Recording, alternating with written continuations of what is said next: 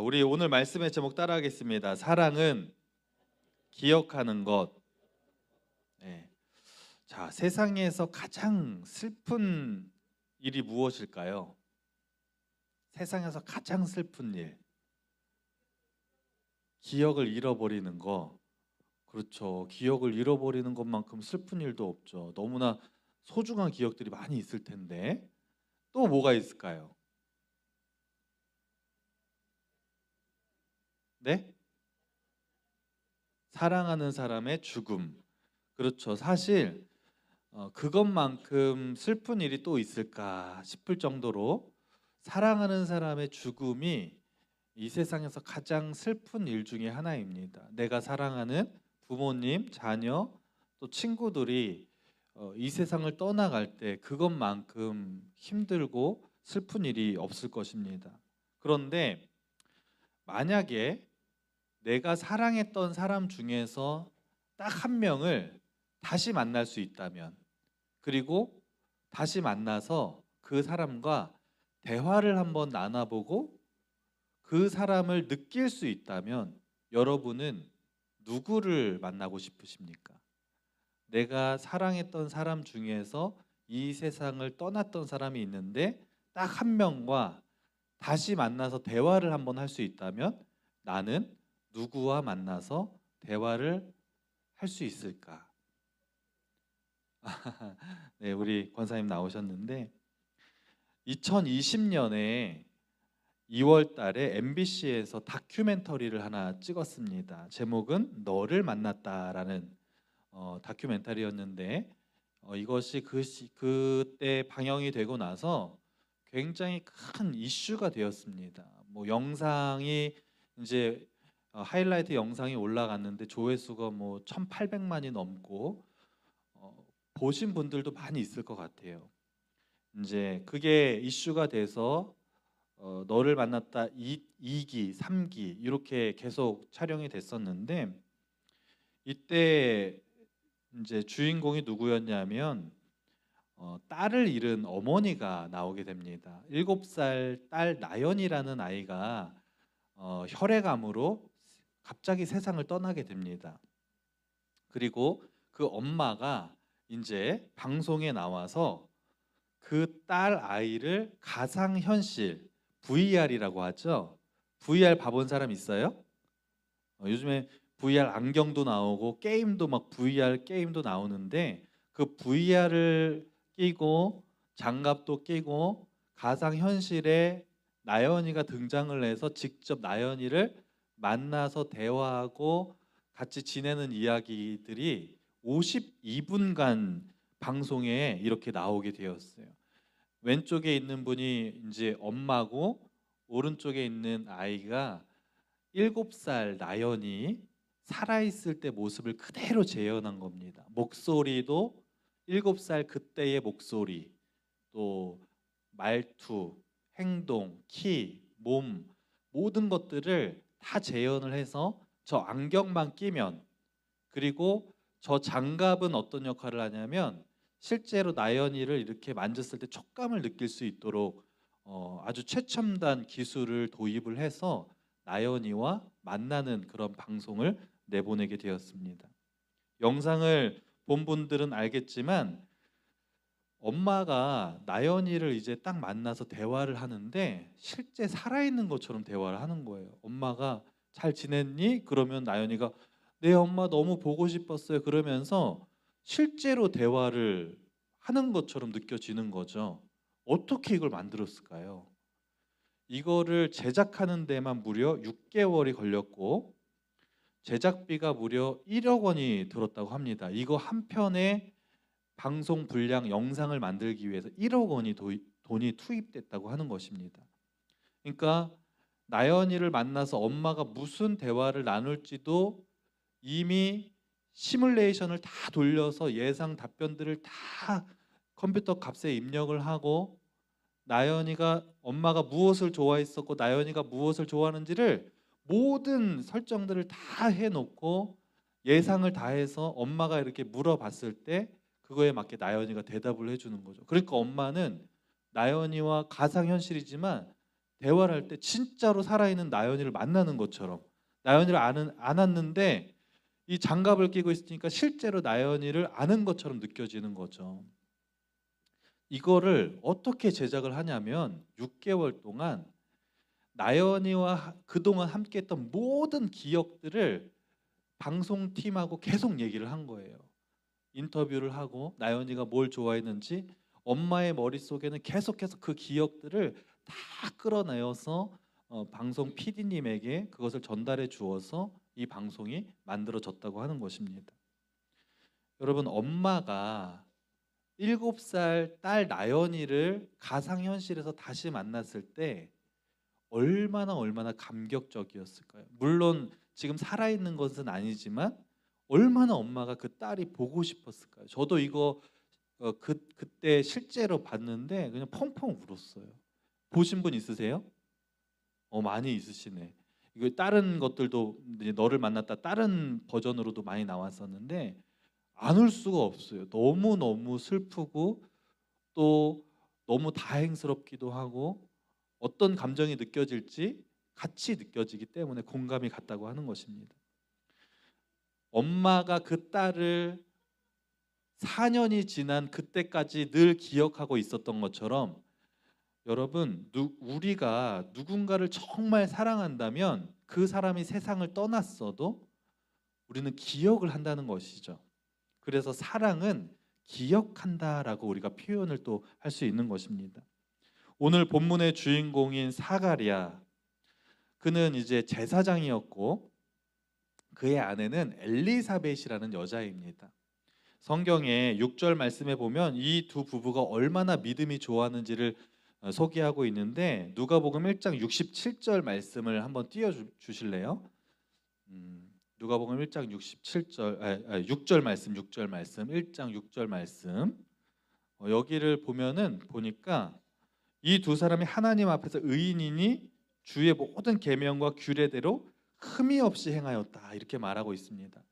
흠이 없이 행했다는 것 자체가 이미 하나님의 말씀을 정말 열심히 잘 지켰다는 거예요. 그 사가랴의 시대에 제사장이긴 하지만, 그러니까 그 동네에서 사가랴와 엘리사는 정말 믿음 좋기로 유명한 부부였습니다. 그런데 한 가지 문제가 있었는데, 이제 나이가 많이 먹어서 노인이 되었어요. 그런데 자녀가 없는 거예요. 아이를 너무 갖고 싶었지만 무슨 이유에서인지 임신이 안 돼서 나이가 먹도록 자녀가 없었습니다.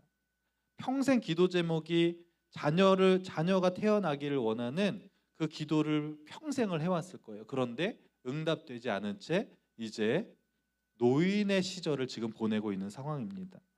그렇게 지내고 있던 어느 날, 그 당시에 제사장들이 굉장히 많이 있었는데 제사장들이 동시에 다 성전에 들어가서 제사를 드리는 게 아니에요.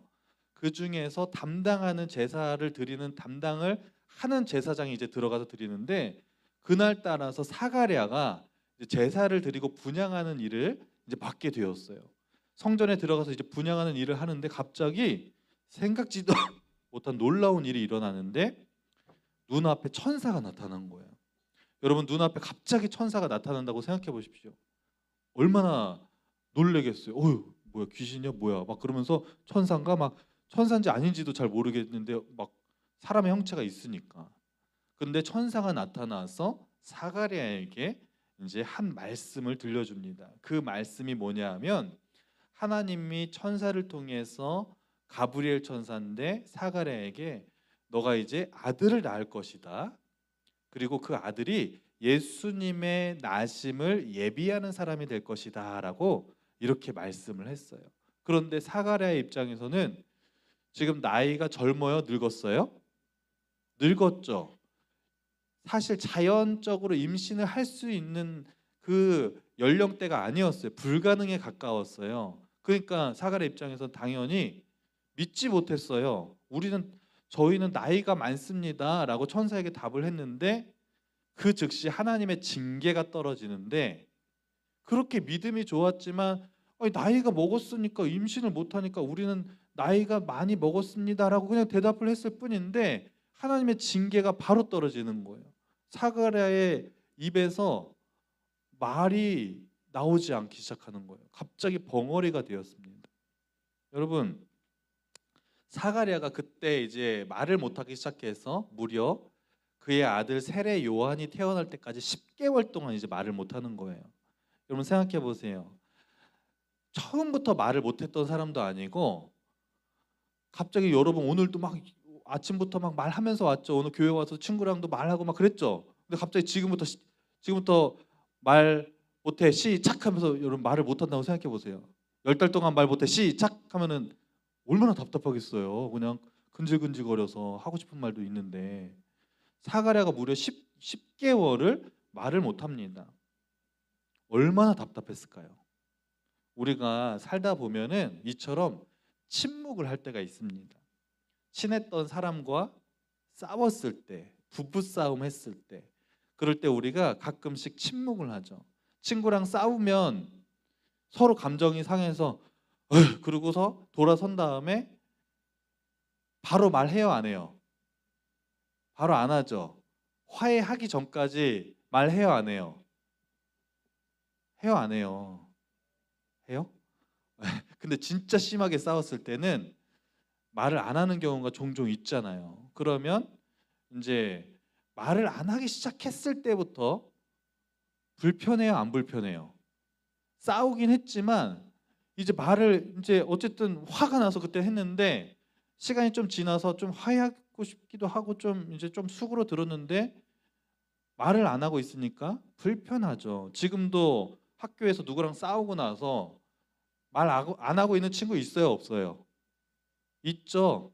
제가 보면 다 알아요. 저도 초등학교 6학년 때 친구랑 싸우고 나서 그 친구랑 말을 안 하기 시작했는데 얼마 동안 안 했냐면 30년 동안 말을 안 했어요. 지금까지.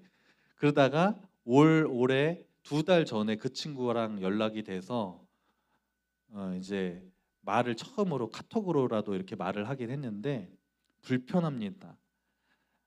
친했던 사람과 싸우고 나서 침묵을 하는 그 시간이 너무나 불편해요. 그리고 이제 화해를 할 때 침묵을 하다가 화해를 할 때 첫 마디가 정말 중요합니다.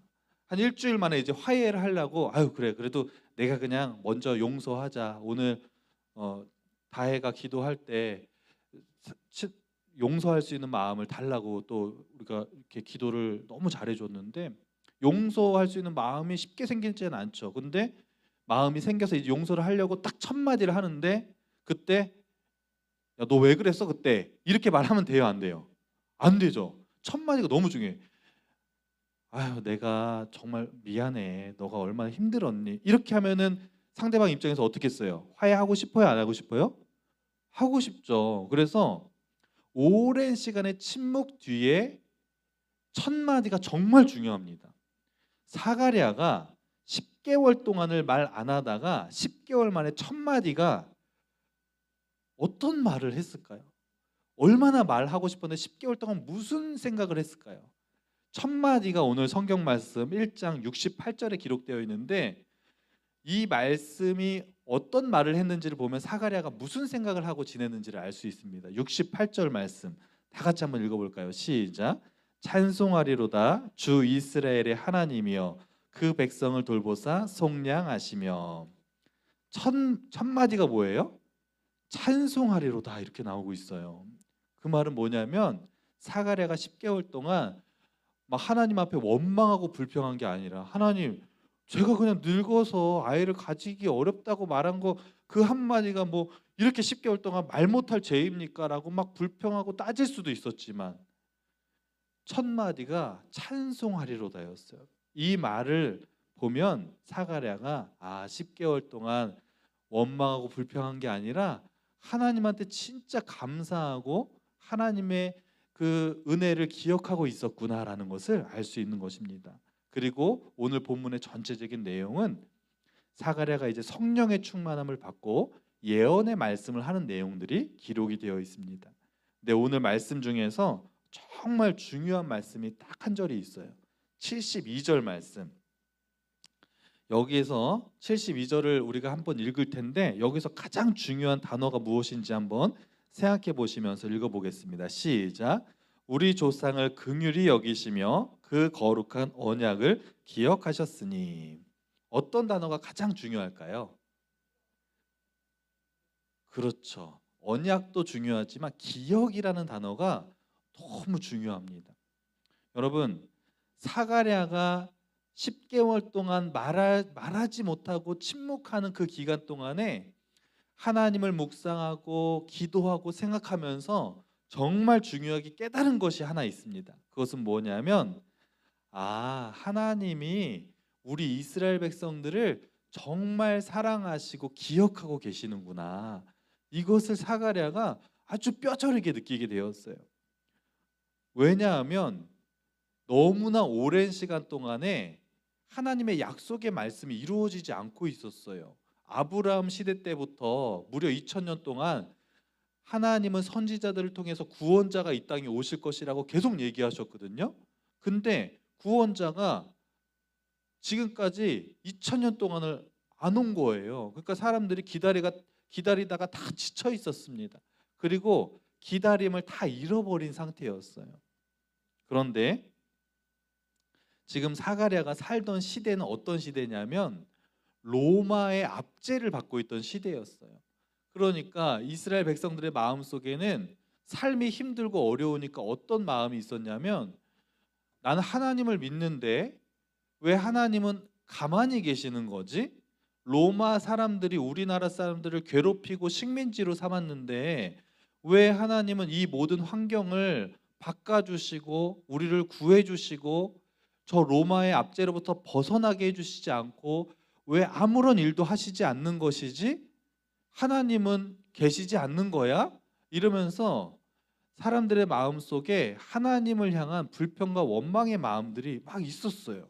그런데 하나님은 일부러 그렇게 하신 것이 아니라, 침묵하신 것이 아니라 기다리고 계시고 기억하고 계셨다는 거예요. 사가랴가 하나님을 묵상할 때 그 마음속에 하나님이 주신 마음이, 사가랴야, 내가 너희들을 버린 게 아니라 여전히 너희를 기억하고 있어. 너희가 지금 로마의 압제에 고통받고 있지만 내가 구원자를 보내준다고 계속 얘기했고 2000년이 흘렀지만 아직도 오지 않고 있지만 적당한 때에 내가 구원자를 보내줄 것을 내가 기억하고 있어. 이것을 사가랴의 마음속에 깨닫게 해주신 거예요. 여러분, 사랑은 타이밍이라는 말이 있습니다. 우리는 사랑하는 가족, 이웃, 친구들이 있죠. 근데 우리가 사랑하는 사람과 계속 같이 있을 수 없어요. 오늘 교회 왔는데 친구들 있죠. 교회 친구들과 매일 같이 매 시간 같이 있을 수 없죠. 여러분, 학교 친구 친하죠. 근데 학교 친구는 학교에 가거나 학교 끝나고 만나거나 이렇게 만나지만 뭐 그냥 집에 와서도 막 같이 살 수는 없잖아요. 가족들도 집에선 보지만 학교 가 있는 동안에, 학원 가 있는 동안에 가족들 계속 같이 있을 수 없잖아요. 근데 우리는 그것처럼 우리는 내 시간을 위해서 더 많은 시간을 할애합니다. 하루에 최소 7시간은 자야 되고 밥도 먹어야 되고 또 씻는 시간도 필요하죠. 학교도 가야 되고 학원도 가야 되고 뭐 유튜브 영상도 봐야 되고, 하루에 쓰는 시간을 가만히 보면은 대부분 누구를 위해서 시간을 써요? 나를 위해서 여러분 시간을 씁니다. 대부분의 시간을. 이처럼 내가 사랑하는 사람들과 계속 같은 시간을 보낼 수 없는데, 그러면 내가 사랑하는 사람을 위해서 우리는 어떻게 그 사랑을 표현할 수 있을까? 가장 좋은 방법 중에 하나가 기억하는 것입니다. 사랑하는 가족을 기억하고 친구를 기억하고 멀리 떨어져 있는 그 누군가 사랑하는 사람을 기억할 때 그 사랑하는 사람을 위해서 사랑을 표현할 수 있는 적당한 때를 찾을 수 있는 거예요. 아빠를 사랑하는데 아빠가 너무 바빠요. 회사 막 아침에 갔다가 막 밤늦게 오니까 나랑 시간이 막 맞지 않아서 같이 밥 먹을 시간조차 없어요. 어떻게 아빠한테 사랑을 표현합니까? 기억하는 거예요. 우리 아빠 학교 가서 쉬는 시간에 그냥 한번 생각해 보는 거예요. 기억하는 거예요. 아, 우리 아빠 요즘 고생 많으시지. 그냥 우리 가족 먹여 살린다고 아침부터 그렇게 고생 많으시다. 아유, 그냥 나 용돈도 주시고 우리 아빠 많이 늙으셨네. 우리 아빠 오늘 건강은 괜찮으신가? 그냥 아빠의 기억을 되살려 보는 거예요. 그리고 아, 지금까지 아빠가 나를 위해서 이렇게 헌신해 주시고 희생해 주셨지. 기억하다 보면은 아빠에게 사랑을 표현할 수 있는 타이밍, 때를 찾을 수가 있습니다. 이렇게 아빠를 생각하고 기억하다 보면 어느 날 아빠랑 같이 있을 수 있는 시간이 주말에 같이 아빠 TV 보고 있는 게 딱 보여요. 그러면은 아, 아빠, 그래, 나를 위해서 열심히 수고해 주시는 우리 아빠, 사랑하시는 아빠, 어깨라도 한번 주물러 드리자. 이렇게 해서 가서 사랑을 표현할 수 있는 거죠. 사랑하는 사람을 우리가 누군가를 기억할 때 그 사랑을 표현할 수 있는 타이밍을 찾을 수 있습니다. 하나님이 아브라함 때 언약의 말씀을 주시고 선지자들을 통해서 구원자를 보내주시겠다고 말씀하시고 그것을 기억하고 계셨어요. 무려 2000년 동안을 한 번도 빼놓지 않고 기억하고 계셨고, 언제가 가장 그 구원자를 보낼 수 있는 타이밍인지를 기다리고 계시다가 사가랴의 시대 때 지금이다, 그리고 그 타이밍에 세례 요한을 보내주셔서 예수님을 예비하게 하셨고 마리아와 요셉을 통해서 예수님을 이 땅에 보내주신 거예요. 그것이 하나님의 사랑의 표현인 줄로 믿습니다. 그 예수님을 탄생하게 하신 것이 성탄절이고, 예수님이 탄생하셔서 30살까지 자라셨다가 공생의 기간을 거치시고 결국에 어디에 달려 돌아가셨어요? 십자가에 달려 돌아가셨죠. 십자가에 달려 왜 돌아가셨어요? 나의 죄를 용서해 주시기 위해서, 그리고 우리를 구원하시기 위해서, 지옥에 가는 것이 아니라 천국에 데려가기 위해서 예수님을 이 땅에 탄생하게 하시고 십자가에 죽으시게 하신 것입니다. 그 2000년을 타이밍을 기억하고 계셨다가 우리에게 사랑을 베풀어 주신 거예요. 여러분, 그 하나님이 우리를 늘 기억하고 계셨던 것처럼 지금도 하나님은 우리 한 사람 한 사람을 늘 불꽃 같은 눈으로 돌보고 계시고, 우리가 기도하는 모든 기도의 제목들을 하나님이 기억하고 계신다는 사실을 믿으시기 바랍니다.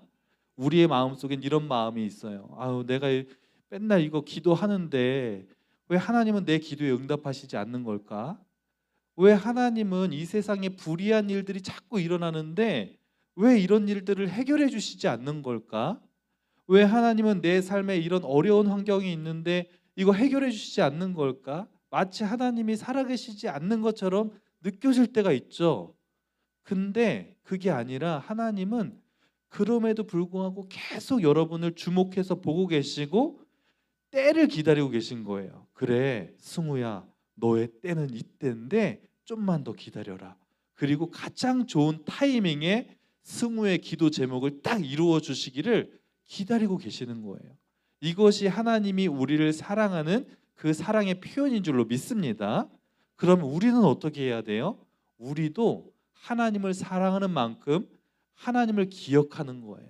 아, 하나님이 우리를 사랑하시기 위해서 2000년 전에 예수님을 탄생시켜 주셨지, 그리고 십자가에 달려 돌아가시게 하셨지, 그 십자가의 사랑과 은혜를 이 성탄절 기간에, 대림절 기간에 기억하는 것입니다. 기억하고 감사할 때 우리도 계속 이걸 생각하고 기억하잖아요.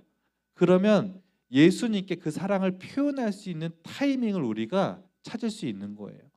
그리고 성탄절날, 성탄 발표의 날, 또 우리가 일상생활에서 하나님께 그 사랑을 표현할 수 있기를 간절히 축원합니다. 그 사랑을 표현할 수 있는 방법은 여러분이 기도하면서 여러 가지 방법이 있을 것입니다. 그것을 이번 한 주간 묵상하시면서 하나님의 사랑을 기억하시고 표현할 수 있는 우리 모두가 되기를 간절히 소망합니다. 기도하겠습니다. 하나님, 감사합니다.